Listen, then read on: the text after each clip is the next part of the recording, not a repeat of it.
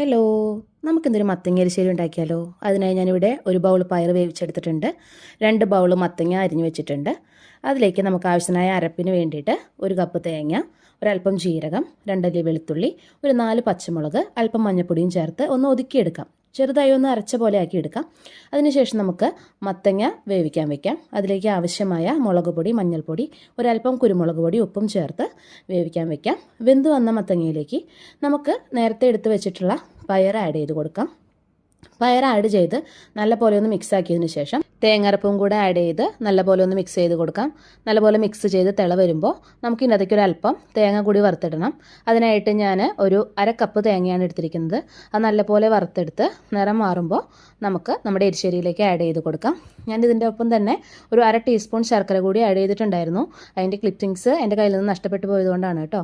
പിന്നെ നമുക്കിതൊന്ന് വറുത്തിടാം. അതിനായിട്ട് നമുക്ക് അല്പം കടുക്, വേപ്പില, വറ്റൽമുളക്, 2 പച്ചമുളകും കൂടെ അരിഞ്ഞ് നല്ലപോലെ വറുത്ത് നമ്മുടെ എരിശ്ശേരിയിലേക്ക് ആഡ് ചെയ്ത് കൊടുക്കാം. ഇപ്പോൾ സൂപ്പർ ടേസ്റ്റി എരിശ്ശേരി നമുക്ക് തയ്യാറായിട്ടുണ്ട്. Thanks for watching. Bye bye.